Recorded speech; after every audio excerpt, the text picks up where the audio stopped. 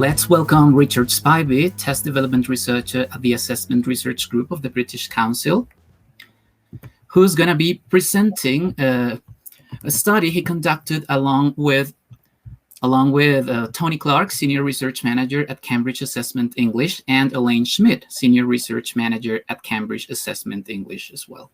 So thank you so much, Richard, for being here, and you can start whenever you want. Okay, thank you. So let's share screen and we can start. Okay, great. Thank you. So good afternoon, everyone. It's good to be here at New Directions Columbia. And today, as Sebastian said, we're going to look at the impact of time constraints in reading in terms of an expeditious reading task. And as you've heard, this project was carried out together with colleagues from Cambridge Assessment English. So this is what I'm going to talk about today. First of all, a bit of background on the whole project, and then we'll talk about expeditious reading and what expeditious reading is. Then we'll look at some academic reading needs, which are relevant to this study. Then I'll tell you what the methodology of the study was and how we collected the data, and then give you some of the results of the trial that we conducted with our test, and also some feedback in terms of questionnaire and focus groups from students and from educators, and then we'll come on some conclusions and implications. So as you may have heard in some of the other papers earlier on this afternoon, this was part of a cross-partner project, a wider project of innovation between the partners, British Council, Cambridge Assessment and IDP. What we wanted to do was to use some of the extensive research that's been produced for IELTS in recent years, get some new tasks across different skills, which are relevant for the academic target language use domain, and show that they could be practical, and some initial attempts to validate them using kind of multiple methods, and then make recommendations for further research to allow them to be possibly implemented. So these tasks were trialed with students across 13 countries in 3 continents. Colleagues in this IELTS strands have already described some of the work that was done with productive skills. So in this presentation, I'm going to tell you about a new expeditious reading task that we trialed as part of the same project. So first of all, it might be useful to define what we mean by expeditious reading. Well, basically, expeditious reading is reading which is quick and selective, and here we can contrast it with careful reading. And careful reading, I guess, is the usual type of reading which is generally targeted in tests. But in expeditious reading, well, the reader has a particular purpose, and the reading style is driven by this purpose. So they're looking, for example, for a particular type of information. The reading is often non-linear, so the reader jumps around in the text, doesn't read right from the beginning through to the end. The key part of this is that the whole process is quick, and speed is integral to this reading construct.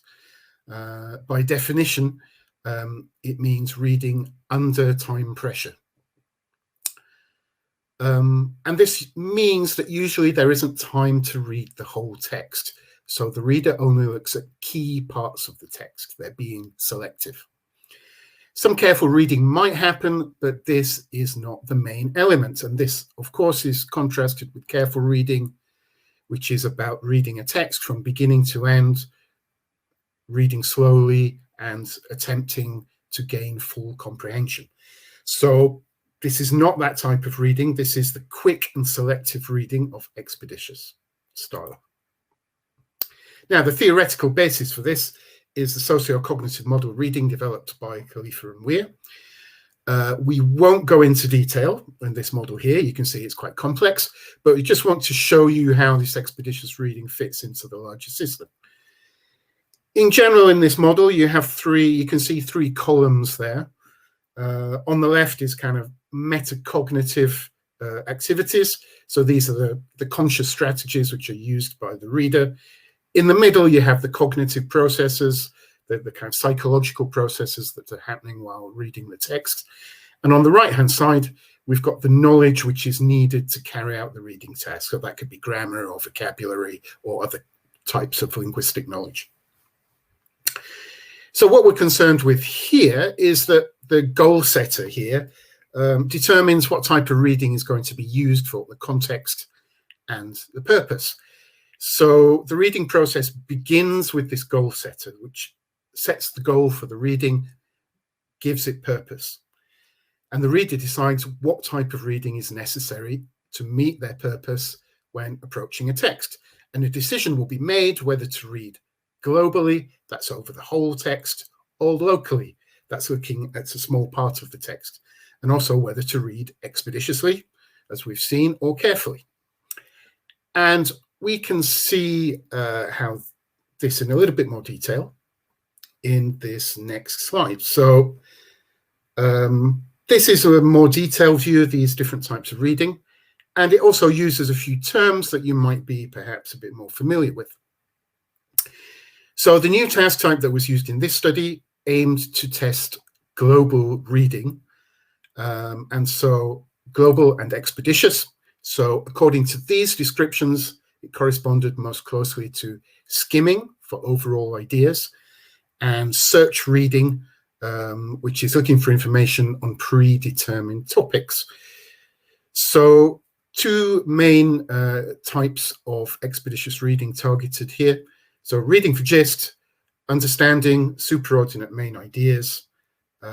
This is when the reader is trying to understand the overall text structure, the macro structure of the text, and determine whether it's relevant to them. Search reading is when you're looking for information, more specific information that you know about, and this is provided to you, and this gives you the purpose to read. The third type of expeditious reading is scanning, which is for very specific information like words or numbers, but that is not the focus of this study here. Okay, so moving on. So why do we need expeditious reading? What role does it have in academic reading skills? Well, a lot of studies have shown that there's a need for students at university to read expeditiously and to engage their higher order reading skills. And by higher order, we generally mean the integration of information across texts and possibly between texts as well. So we do have quite a large body of research now related both to IELTS and to other tests that tell us that one of the biggest challenges for university students in L1, but also especially L2, is reading large amounts of text in a time given. And this means that at the university, it's really quite impossible to read everything word for word in detail, as I'm sure many of us have experienced during our education. So a lot of this work was done by Cyril Weir, and he identified a need for expeditious reading in various studies and surveys, needs analyses carried out both in the UK and internationally. So in 1983, he did an initial study to find out what the greatest challenges were for university students, and he found that some of these were included search reading and general fast reading skills were lacking. Also, and the AELT test in China, he recommended the use of longer texts, controlled timing for those reading tasks, and reporting a profile of different reading skills. So, for example, careful reading versus expeditious style reading. 2012 as well, looking into reading purpose and why, main reasons why university students read and approach a text. And mainly he found it was for searching for particular information, and also comprehension at a text level, so at a global level. And we've also seen this when other authors have identified this need for higher order skills, with Enright et al. For TOEFL, and also Taylor highlighted this need for text integration. So all of these studies are pushing us to look at expeditious reading and towards reading at the global level. Now, other studies have also reviewed the IELTS reading component and compared it to some of these academic reading needs. Now, first of all, we have to say that most studies have claimed that the IELTS test aligns quite well with those needs. But obviously, any evaluation of a test also needs to include some recommendations. And you can see that the recommendations here have had a common theme.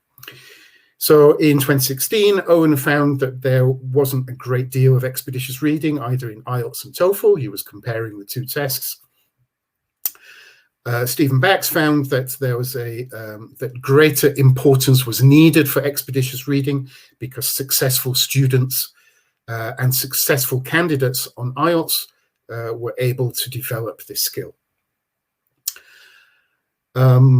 Also, various studies have shown that expeditious reading is needed in order to do readings for university assignments, for writing assignments, for example.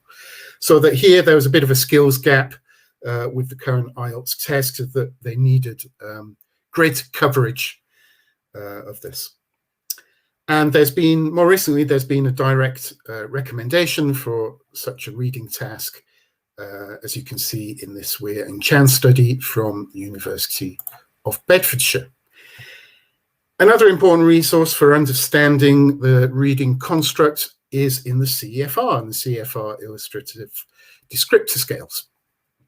And we can look at the overall descriptor for reading comprehension. This is from B2. Says we can read with a large degree of independence, adapting style and speed of reading to different texts and purposes. So this use seems to be tapping into those kind of metacognitive skills of adapting your reading, being flexible in your reading according to your needs, according to the type of information that you're looking for. Also, we can look at reading for orientation skills, which are basically encapsulate a lot of these expeditious reading styles about getting the gist of text. And here it says we can identify content and relevance and deciding whether closer study is worthwhile. So this suggests that our targeted expeditious reading construct is a type of reading behavior which is maybe a little bit different from other reading activities. It has its own scale. And it's different from other reading activities such as the reading for information and argument scales, for example, which also are defined as being associated with study and professional life. So it suggests that the construct targeted here in our test is appropriate for readers with levels of proficiency at around B2. And of course, B2 is a typical benchmark for admission to university and a target for the IELTS test. So our aim here is to sample directly from the reading abilities in a real life academic context to try and broaden the construct, increase the validity with the potential to reflect this componential view of reading in our score reporting. So we can possibly report a profile of different reading skills. So what does the current IELTS academic reading test look like? Well, this is one, we've zoomed out on one reading text. And of course, in the academic reading component, there are 3 of these. You get 60 minutes for the whole test, so you can spend as much time as you want on each of the different parts, and there are 40 questions as a whole. Each text is about 7 700, 750 words around there. You can see it's kind of a page and a bit here on Microsoft Word. Different question types and different sources for the texts. Now, the text that we developed looks like this, which is a little bit different. This is one reading task. So our chosen task had 3 different texts, but all on the same topic with overlapping content. And this is to replicate the kind of reading task that university students need to do as part of an assignment. So each text is similar in length to a current IELTS reading text. Test takers are required to understand the overall idea of each text and find which main ideas are contained within each text. And the important thing here is that we have a strict time limit for this section as well, which I'll show you in a moment. So there are 2 task types for understanding ideas: whole text level and matching important ideas to the text where they can be found. So this is a kind of search, skimming for gist and search reading. So here's our task design. Well, we started with initial small-scale piloting, different tasks and formats. We finalized that and finalized our timings through that, and then we came up with a reading test here. And as I said, the timing for a test like this is crucial. So as part of our trial, we experimented with exactly the same task I just showed you, but with 2 different timings: 12 minutes, version A, and 15 minutes, version B. And we were also able to include a reading task from the current IELTS test as an anchor, which every test taker did. And this was useful because it gave us an opportunity to link the difficulty of all our new test components together, to compare version A and version B, and also to look at the difficulty of the test and its performance with respect to a current IELTS component.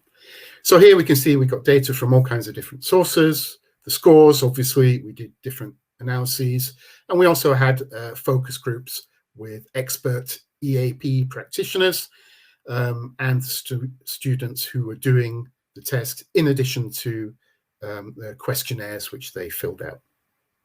So let's look at some of the main findings that we got here. So versions A and B were allocated at random to test takers. So that means that any comparisons that we have here are meaningful. They're indicative, they're not conclusive, but we can draw comparisons here, and we can make some assumption of the kind of random equivalence between the groups. So as we can see here, there are very similar levels of difficulty. The mean score for each version was almost identical, despite the different time limits. Remember that version B had slightly greater time, 3 minutes more time. So more time was slightly higher scores, which we might expect. But there wasn't as consistent spread of scores as you can see. So in the histograms at the top, we see that there was a greater spread for version A, which was the lower time limit, the 12-minute time limit. And also in the box plot at the bottom right, you can see that's reflected in a greater spread of scores. That box represents the middle 50% of scores. So they're spread out over a larger score range. So that might be possibly as we would expect. I mean, the score data, other score data that we found in terms of CTT analysis, classical test theory, tells us that both versions A and B worked well as reading tests per se. And they produced quite respectable numbers in terms of test reliability. This Cronbach's alpha here is a good level of consistency when you consider that the test is only 8 items long. So, and we can see here that version A, the shorter, the quicker test, was actually more reliable, had a higher coefficient. Also, when we looked at other indicators, like here you can see item total correlations, And these are often used as a measure of discrimination between test takers, and the test items discriminated pretty well, we can see, between higher and lower performing test takers. But again, you can see the mean there for version A, 0.42, which is higher, which is better, showing better discrimination than version B, which is quite interesting. And all our item facility values were within a reasonable range. The range there, the minimum from about 0.3 to 0.7, and really very little difference between the two tests. Okay, I think we can skip over that one. Okay, so in terms of findings in our RAAS analysis, in terms of difficulty, we found that both versions of the expeditious reading were quite similar to our IELTS anchor task and well matched to our population of trial test takers.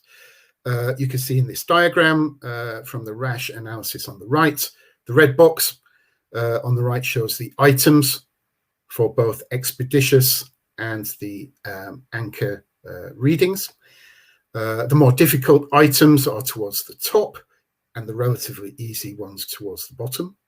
And we can see the items are spread along the spectrum quite evenly with very little separation between the different reading tasks. And just to make that clearer, there are highlighted version A, the quicker test, which is in green, and version B in orange. And there's quite a correspondence between the items under the two different time conditions. Usually with those green items, you see a little bit higher up, just marginally more difficult. So we can see also that the ones which are not colored are the anchor items. So that's a current IELTS test. So you can see that they're covering the same range of difficulty and that they're well matched to the test takers. The test takers are those asterisks in the middle column there. So the level of those is matched together with the items. So they're targeting the same level, which is very reassuring. And you can see from the table at the bottom, the logic value, again, that's a measure of difficulty. So our average logic values were very, very similar to each other. You can see that they range over about 2 to 3 logics from minimum to maximum. And so those, you can put those means into context and you can see how close to each other they are. So we found that there's very similar difficulty levels, both at test level and individual item level. It was consistent with the IELTS difficulty level, and which also matched to the level of the test takers, which was across B1 to C1 levels. And we also found that there was consistency within the test in terms of it was a good fit to the RAAS model, and the items were behaving as expected. And that's defined by an infit mean square value of less than 1.5. Very quickly, I'll just tell you what we found from the focus groups and questionnaires. So we had a focus groups with students, and the student feedback largely supported what we learned from the questionnaire data as well, that test takers really understood what the test was trying to do and appreciated that it was relevant to their studies. And they seemed to use a variety of helpful strategies, identifying time as the greatest challenge to them. Our experts, EAP practitioners in institutions around the world, were extremely positive. They felt it was an authentic task, particularly that use of 3 texts on a similar theme, and they thought it was successful in eliciting the expeditious reading skills. And encouragingly, they also thought that the introduction of such a task would have a positive impact on student learning. So the questionnaires as well from our test takers kind of support all of this. So within, we weren't really able to dig too deeply because we didn't have other methods available to us because of a lack of resources and because of COVID restrictions. So questionnaire data was encouraging. Interestingly, the vast majority of test takers felt positive that the task was suitable for an academic reading test, even those who didn't perform very well. They found the task was challenging, especially in terms of time, which we'd expect and that we would want actually from a task of this type. So we were able to ask about some of the strategies that test takers used. This data, again, is indicative, not conclusive, but the findings indicate that they were using the reading skills and strategies that we are targeting. And the higher performing students, as you can see, tended to display these to a greater extent. And that gave us a good indication that we're on the right track with these. Student comments supported these as well. Very conscious of time limits, text length, as we might anticipate.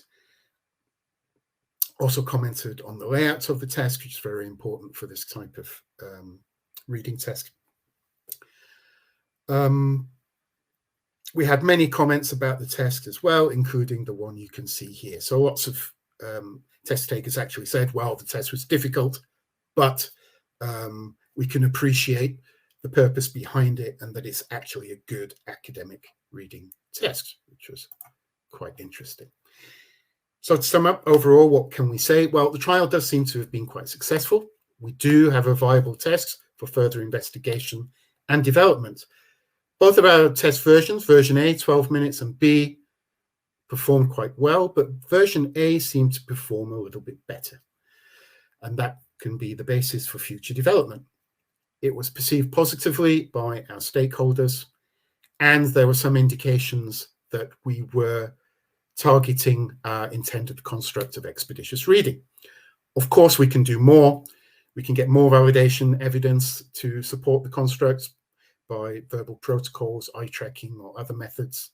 And we can also look into other things like the impact of test familiarity, and also the impact of changes to the test layout and what happens if we move things around in the visual layout of the test.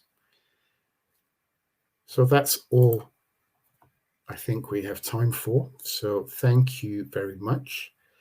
If anyone has any questions in the short time that we have left, I will be very happy to try and answer them.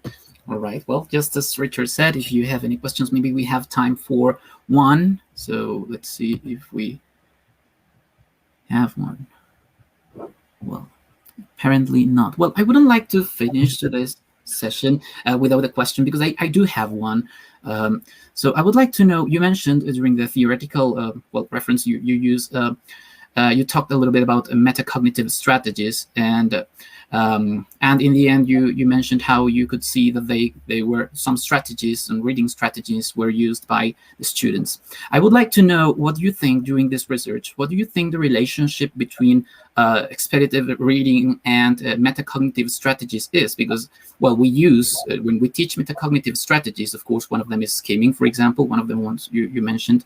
I would like to know if you saw or you believe that there is a way in which this kind of reading increases the quality of metacognitive strategies used by students, or vice versa.